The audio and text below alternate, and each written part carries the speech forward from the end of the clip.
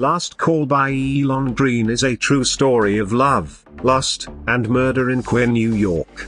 It is the true crime story of 4 dead bodies found in plastic trash containers, in bins along major streets in New Jersey, New York, and Pennsylvania. In the early 1990s, the Last Call killer targeted gay men in New York. I've read many true crime stories over the years, and it's not difficult to feel sorry.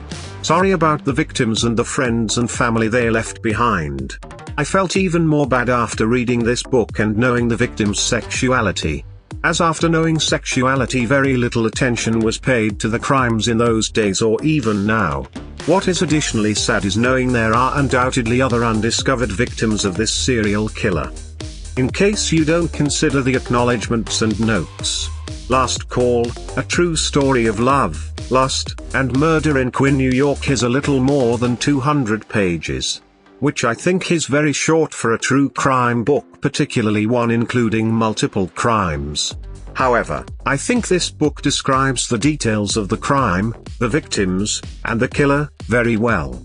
Along with that, this book also explains much about the community in New York during the 80s and 90s. The writer works brilliantly painting the image of what life resembled for a gay man during that time.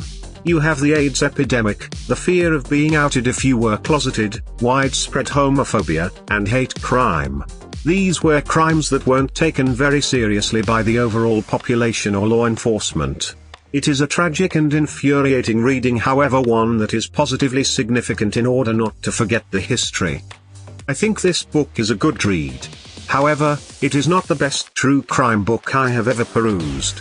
I had a feeling that I was getting a preview of the victim's life, and afterward the writer would proceed onward to the following one.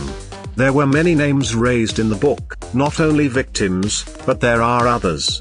Others that were part of the NYC social scene, and it was troublesome to keep track of everybody. I likewise was surprised the authors hardly gave any time to the court case. That is simply a minor issue, however, as generally speaking I discovered it to be an entrancing read. Thanks for listening this book review podcast.